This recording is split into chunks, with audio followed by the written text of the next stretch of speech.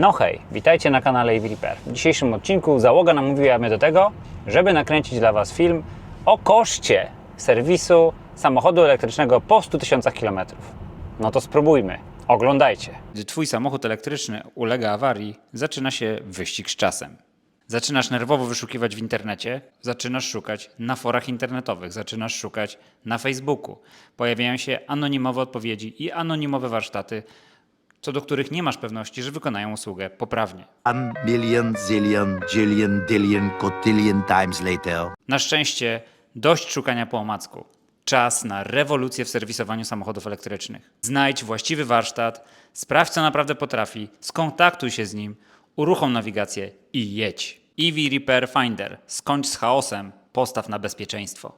Jak przyszła do mnie Wiktoria z tym tematem, to ona się spytała, co wtedy powiesz, to ja powiedziałem, to co Wam powiem teraz, to zależy. I to powiem Wam szczerze, zależy strasznie.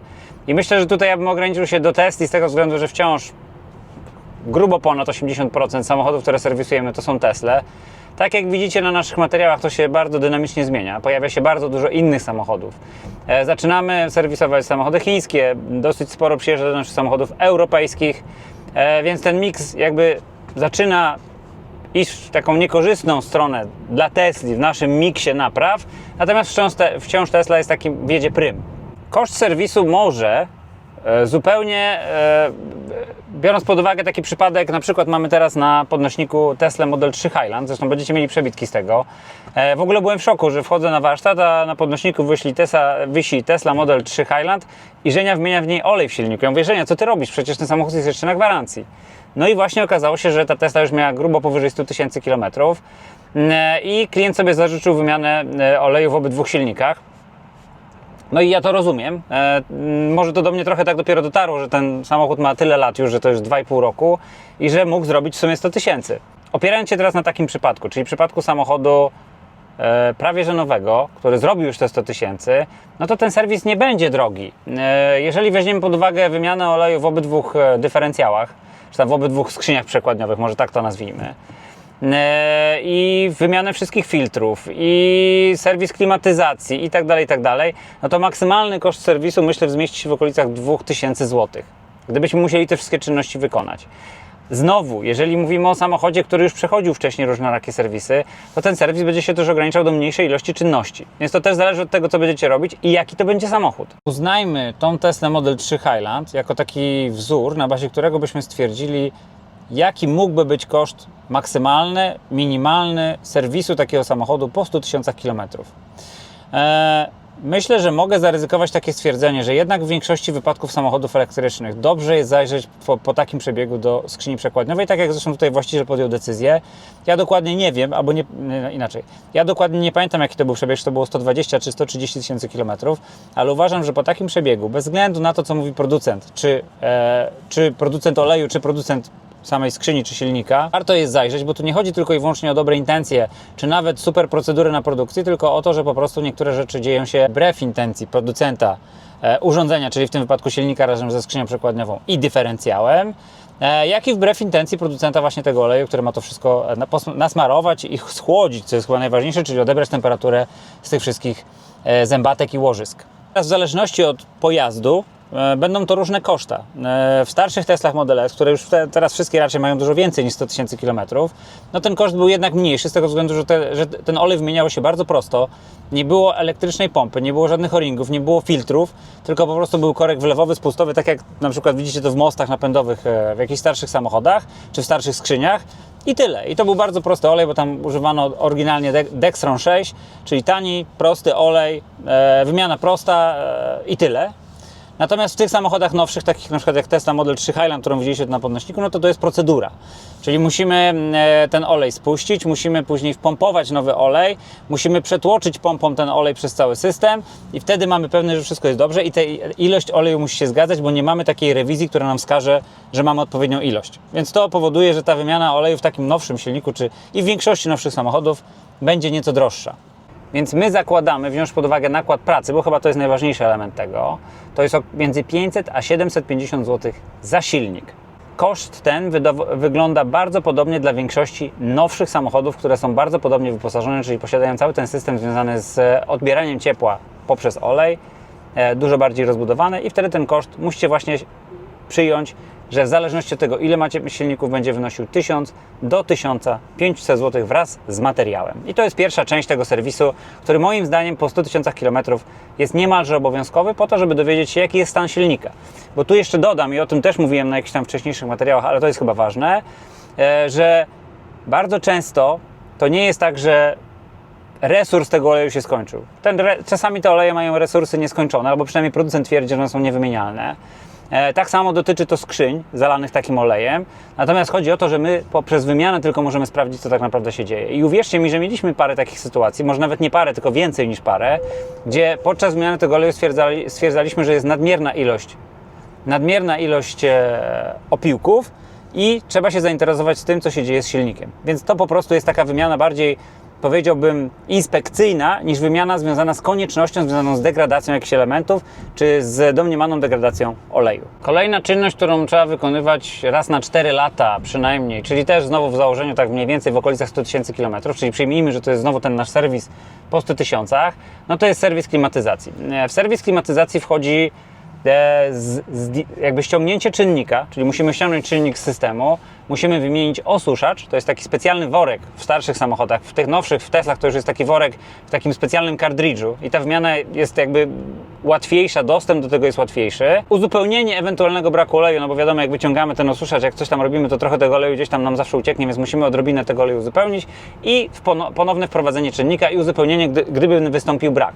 Natomiast znowu przypominam, że jeżeli jest brak czynnika jakikolwiek, to już wskazuje na to, że mamy nieszczelność. Ale zostawmy to, przyjmijmy, że mówimy tylko o czynności serwisowej. Taka czynność w formie podstawowej, zakładając, że nie dokładamy czynnika, że nie musimy wymienić czynnika, że nie musimy usuwać żadnych nieszczelności, ta cena będzie się wahała od 500 do 700, 800 nawet złotych, w zależności od tego, o jakim będziemy mówili samochodzie. Myśmy ustalili z Wiktorią, że u nas średnio ta cena wychodzi w okolicach 600 zł za Tesla Model 3 i Tesla Model Y. Kolejne czynności serwisowe, które uznałbym za bliskie koniecznym dla samochodów z takim przebiegiem, no to jest oczywiście inspekcja wszystkiego, tak? Czyli mamy taki bardzo ogólny przegląd. Jak wiecie, w naszym przypadku mamy 3 rodzaje przeglądu, natomiast ten podstawowy, czyli taki mechaniczny i organoleptyczny, związany ze stanem hamulców, związany z tymi wszystkimi rzeczami, które dzieją się dookoła, to jest 350 zł brutto i to jest cena takiego najbardziej podstawowego przeglądu, jaki robimy w każdym samochodzie. I w tym przeglądzie oceniamy stan wszystkich spraw związanych z mechaniką pojazdu, jak i przy okazji organoleptycznie oceniamy stan złączy, stan osłon, stan jakichś tam, nie wiem, innych rzeczy związanych na przykład obudowy baterii.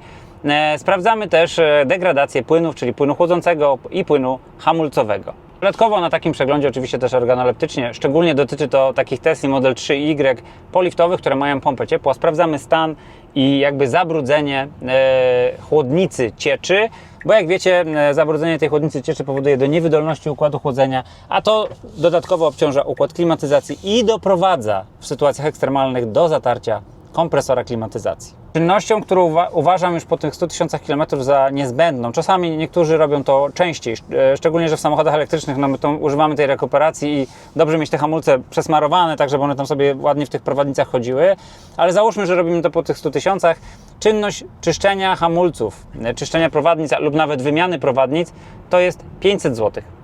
Tak wraz z ewentualnym zużyciem materiału, to jest koszt po prostu takiego doprowadzenia hamulców w cudzysłowie do stanu fabrycznego. Kolejną czynnością, która może wystąpić właśnie w okolicach 100 000 km jest konieczność wymiany płynu hamulcowego. Zdarza się, że ten płyn hamulcowy się już do tego czasu zdegraduje. Z drugiej strony ja Wam powiem szczerze, według materiałów, które ja studiowałem i jak rozmawiałem też z firmami, które zajmują się układami hamulcowymi, a szczególnie tymi, które dostarczają płyny hamulcowe, one twierdzą, że wymiana płynu hamulcowego powinna odbywać się raz na 2 lata wręcz. Więc myślę, że tam po 100 000, czyli w założeniu takiego średniego przejechania około 20 000 km rocznie, mówimy tutaj o 4-5 latach zazwyczaj, no to ja bym po prostu ten płyn hamulcowy wymienił. Ale przyjmijmy, że po prostu jest już zdegradowany, wymieniamy.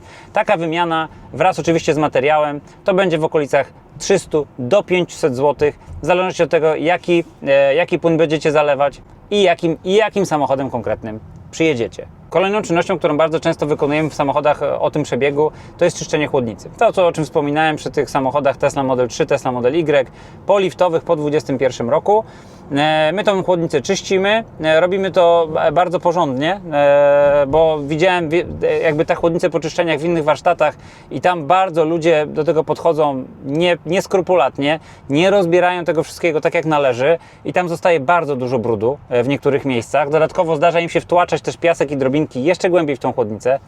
Dodam też, że w zasadzie można byłoby nawet się pokusić o wymianę tej chłodnicy, szczególnie jeżeli powiążemy to z drugą czynnością, o której będę mówił za chwilę, czyli wymianą płynu chłodniczego. To wtedy już bym to na pewno zrobił. Koszt takiej czynności waha się w granicach od 1000 do 1500 zł.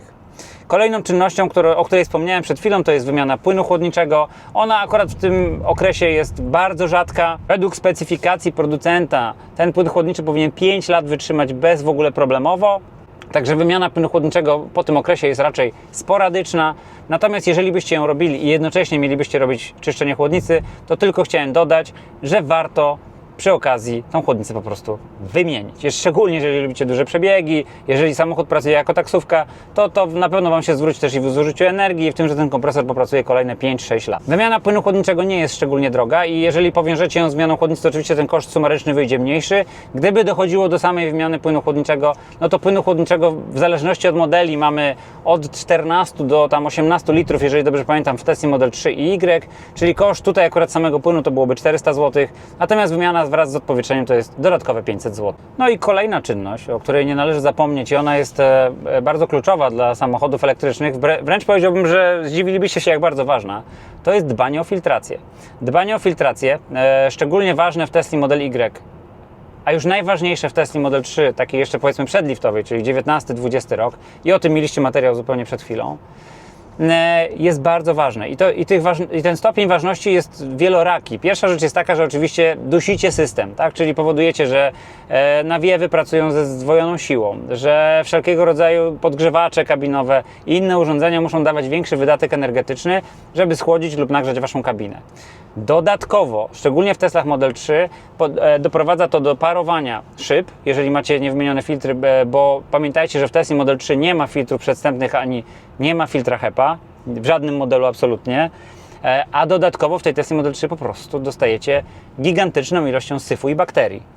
A uwierzcie mi, wymiana filtra, nawet jeżeli nie chcecie tego robić w EV Repair czy w jakimś innym serwisie, to jest prosta czynność, więc zachęcam Was dla Waszego własnego zdrowia i dobra, żebyście nawet sami to wykonali. Oczywiście filtry możecie kupić u nas. Tak, no i tak naprawdę chyba ostatnia drobna rzecz, aczkolwiek też bardzo ważna i to pewnie ci, którzy używają samochodów dłużej doskonale o tym wiedzą, sprawdzenie stanu i ewentualna wymiana wycieraczek tych, które oczyszczają Wam szybę w złą pogodę. Szczególnie po zimie one potrafią być dobite i warto sprawdzić, czy to wszystko dobrze działa. Wymiana nie jest droga, też już bardzo dużo jest fajnych, jakościowych zamienników, chociażby napomknę tutaj o marce Wize, którą mamy w ofercie i oferujemy klientom, którzy szukają powiedzmy wiarygodnego zamiennika. Oryginalnie Tesla używa wycieraczek Boscha, które też są bardzo dobre i oczywiście też oczywiście rekomendowane i takie zakładamy w pierwszej kolejności. A dodatkowo wspomnę też o takich usługach powiedzmy okołoserwisowych, aczkolwiek już niekoniecznie wymaganych, poprawiających komfort, czyli chociażby coś takiego jak czyszczenie klimatyzacji, mówię tutaj o czyszczeniu wszelkiego rodzaju przelotów powietrza i ozonowanie kabiny. Słuchajcie, więcej grzechów nie pamiętam, za wszystkie żałuję. Gdybyście przypomnieli sobie o jakichś innych czynnościach serwisowych, które warto wykonać w samochodzie elektrycznym po 100 000, dajcie znać, nagramy o tym dodatkowy materiał, a ja dzisiaj Wam dziękuję za oglądanie i serdecznie zapraszam do subskrybowania naszego kanału, bo Wasze subskrypcje to jest to, co napędza mnie do cięższej pracy, a przy okazji ściągnijcie aplikację EV Repair Finder. Trzymajcie się, cześć!